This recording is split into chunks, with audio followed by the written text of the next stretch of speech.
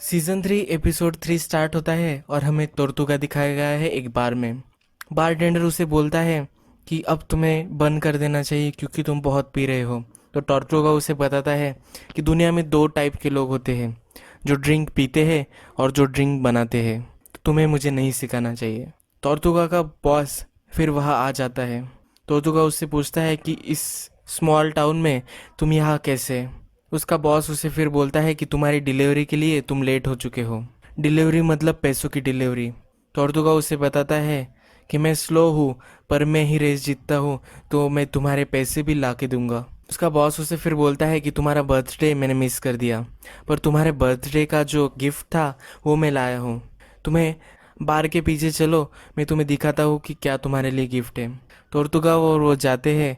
जब टोर्तुगा दिखता है तो वो एक टॉर्टोइज होता है। टॉर्टोइज पर उसका बॉस लिखता है कि हाय डीईए। प्रीवियस एपिसोड में हमें दिखाया गया है कि टोर्तुगा डीईए का खबरी बन चुका था और वो पूरे ड्रग कार्टेल को एक्सपोज करने वाला था। तो उसका बॉस फिर टॉर्टोइज पर लिखता है कि हाय डीईए। उसे पता चल चुका होता है कि ये टोर्तुगा डीईए का एजेंट है। फिर ट्विंस वहाँ आते हैं और ट्विंस टोर्तुगा को उसका सर उसके धड़ से अलग कर देते हैं।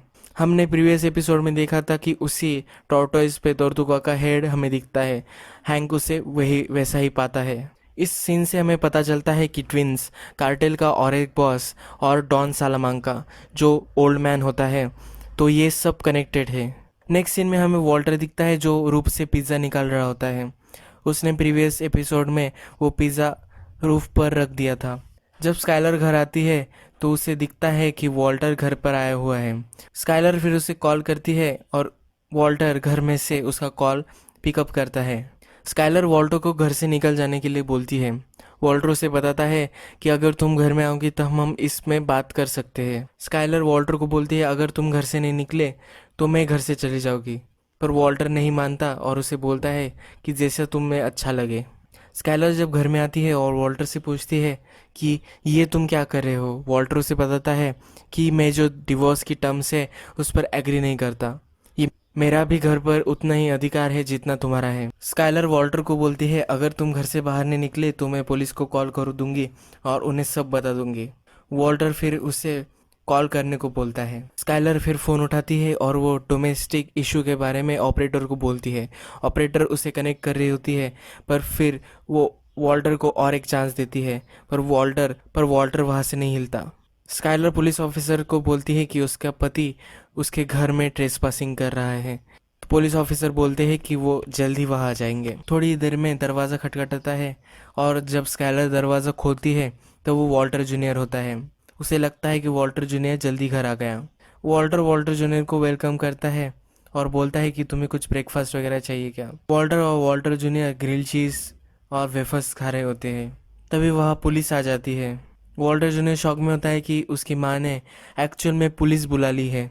पुलिस ऑफिसर स्काइलर से पूछते हैं कि क्या वॉल्टर ने तुम्हें मारा, तो वो ना बोलती है। स्काइलर उनको बताती है कि मैं जब घर आई तब ये ऑलरेडी घर में था। मैंने लॉक भी घर पे के चेंज किए थे, पर फिर भी वॉल्टर घर में आ चुका था। मैंने जब वॉल्टर को घर से निकलने को बोला फिर भी वो यही रुका।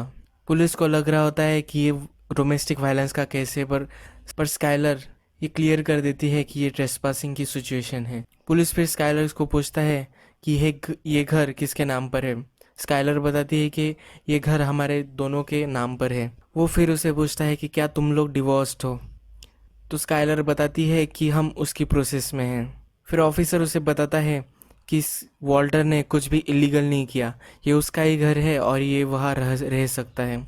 अगर फिर भी उसको तुम्हें घर से बाहर निकालना होगा तो तुम्हें मुझे और कुछ बताना होगा। अगर उसने कुछ क्रिमिनल एक्टिविटीज़ की है, अगर तुम्हें उसके बारे में पता है तो तुम मुझे बता सकती हो, तो मैं इससे काम चला लूँगा और वॉल्टर को मैं घर से बाहर निकालूंगा। स्काइलर फिर थोड़ा सा सोचती है, पर वो ऑफिसर को नहीं बताती कि वॉल्टर एक ड्रग डीलर है।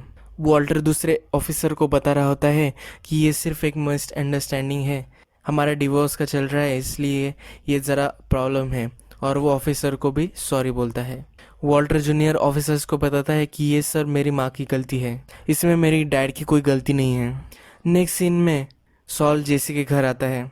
उसे घर के लिए कॉन्ग्रेचुलेशंस बोलता है और उसे एक प्लांट गिफ्ट भी लाता है। जैसी सॉल का फ़ोन नहीं उठा रहा होता है तो सॉल उसे बताता है कि तुम्हें हमेशा मेरा फ़ोन उठाना चाहिए, मैं कुछ तुम्हें इम्पोर्टेंट भी बता रहा हो सकता हूँ। अगर तुम्हें यहाँ डीई एजेंट्स पकड़ने आ रहे होगे और अगर तुम मेरा कॉल नहीं उठाओगे तो तुम बहुत ही ट्रबल में भी पड़ सकते हो। सॉल फिर जेसी को बोलता है कि तुम्हारा पार्टनर अब कुक नहीं करना चाहता, बहुत अच्छी डील उसे मिली है और अगर तुम उसे मना लो उस डील को एक्सेप्ट करने के लिए तो मैं तुम्हें भी बहुत पैसे दे सकता हूँ। जेसी बोलता है कि मैं इसे हैंडल कर लूँगा, मैं उसे समझाता हूँ और फिर सॉल वहाँ से चला जाता है। जेसी फिर फ़ोन डायल करता है पर वो वॉल्टर का नहीं करता, वो जेन का फ़ोन डायल करता है। उसे जेन का वॉइस मैसेज सुनना अच्छा लगता है। नेक्स्ट सीन में हैंक को गुड न्यूज़ मिलती है कि उसे फिर से अल पासो जाना है, फिर से उसका प्रमोशन हो गया है। वो अपने फ्रेंड को भी ये बात बताता है और वो चीयर्स करते हैं। यहाँ हमें हैंक को टेंशन आना फिर से स्टार्ट होता है ये दिखता है। नेक्स्ट सीन में सुपरमार्केट से बाहर आती हुई एक पैरालाइज लेडी हमें दिखती है। वो अपने कार का डोर ओपन करती है, उसके लिए एक हैंडीकैप्ड एंट्री भी होती है।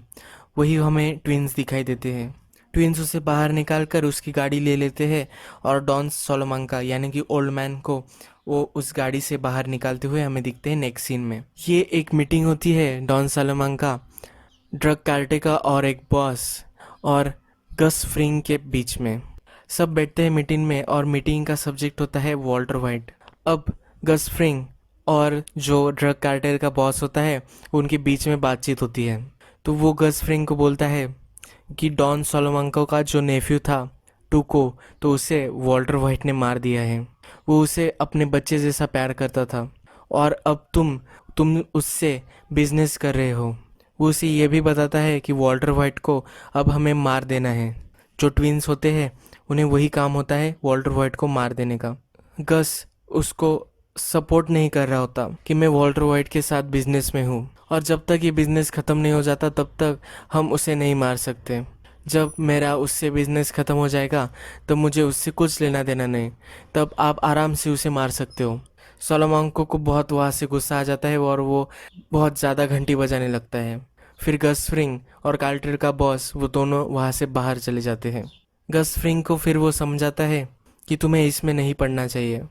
मैं इन दोनों ट्विंस को समझा तो सकता हूँ पर वो मेरी सुनती नहीं। मैं गारंटी नहीं दे सकता कि वो वॉल्टर को मारेंगे नहीं। अगर अगर तुम वॉल्टर को सपोर्ट करते रहे तो ये तुम्हारे ड्रग कार्टेल के साथ जो रिलेशन है उसके लिए अच्छा नहीं होगा। जैसे दिन भर जेन की वॉइस सुनता रहता है। रात में जब वो फिर से कॉल करता है तब जेन का फ़ोन डिस्कनेक्ट हो चुका होता है और वो बहुत रोता है। वॉल्टर अब घर में तो होता है पर स्काइलर उसे अपने बेडरूम में नहीं आने देती। वो बच्ची के ही रूम में सो जाता है पर उसको जब टॉयलेट लगती है तभी भी स्काइलर दरवाज़ा नहीं खोलती। वॉल्टर जाके सिंक में ही टॉयलेट कर लेता है। नेक्स्ट सीन में हमें स्काइलर उसके लॉयर से बात करती हुई दिखती है। स्काइलर अपने लॉयर को सब बताती है कि कैसे वॉल्टर अपने घर आ चुका है। वो उसके लॉयर को ये भी बताती है कि मैंने पुलिस भी बुलवाई थी पर वो फिर भी लीगली घर पे ही रह रहा है। वो बोलने बोलने में ये भी बोल जाती है कि मैं पुलिस को बताने ही वाली थी पर वहाँ वो स्टॉप हो जाती है। तो लॉयर उसे पूछती है कि क्या तुम्हें मुझे सब कुछ बताना चाहिए, अगर ये इलीगल भी हो फिर भी अगर तुम मुझे बताओगी तो अटॉर्नी क्लाइंट प्रिविलेज के अनुसार मैं कुछ भी नहीं पुलिस को बता सकती।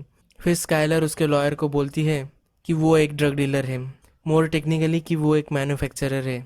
उसकी लॉयर फिर उसे सलाह देती है कि तुम अब डायरेक्टली उस घर से बाहर निकल जाओ और मैं पुलिस के पास जाऊंगी और पुलिस को ये सब बताऊंगी, तुम्हें कोई भी प्रॉब्लम नहीं होगी।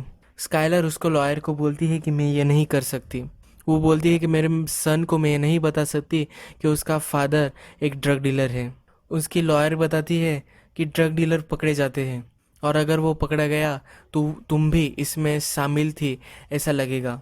स्काइलर बोलती है कि मैं कर सकती हूँ पर वॉल्टर को कैंसर है और वो आज ना कल मरने ही वाला है, तो क्यों मैं मेरी फैमिली को बर्बाद कर दूँ।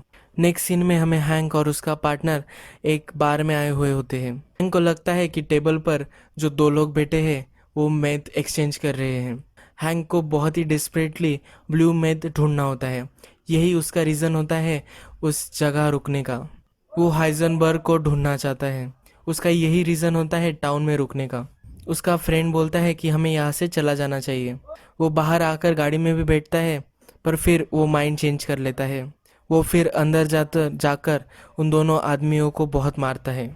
नेक्स्ट सीन में हमें जेसी फिर से कुक करता हुआ दिखता है। स्काइलर अपने जॉब पे जाने वाली होती है, तभी वॉल्टर एक बड़ा बैग पैसों का रख देता है और उसे बोलता है कि हमें अब बात करनी चाहिए।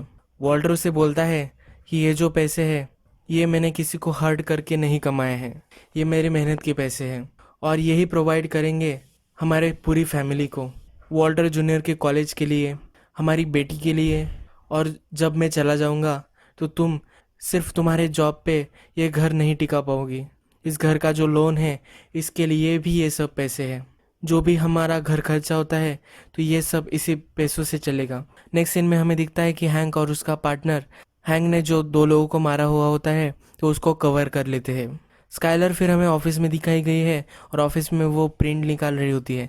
तभी उसे टेड दिख जाता है। वो टेड को किस करती है और बोलती है कि क्या तुम्हारे घर पर कोई है। जब वो घर आती है तब वॉल्टर डिनर कुक कर रहा होता है। वॉल्टर जूनियर का फ्रेंड लुइस भी वहाँ डिनर के लिए आया हुआ होता है। वॉल्टर स्काइलर को बोलता है कि लुइस हमेशा वॉल्टर जूनियर को स्कूल ले जाता है और ड्रॉप भी कर देता है। हम दोनों ज़रा अब्सेंट है तो इसलिए ये बहुत अच्छी बात थी। तो ज़रा फेवर रिटर्न करने के लिए मैंने लुइस को घर पर बुला लिया है डिनर के लिए। जैसी वॉल्टर को बताती है कि मैं टेड के साथ सोई हूँ। और यही ये एपिसोड ख़त्म हो जाता है।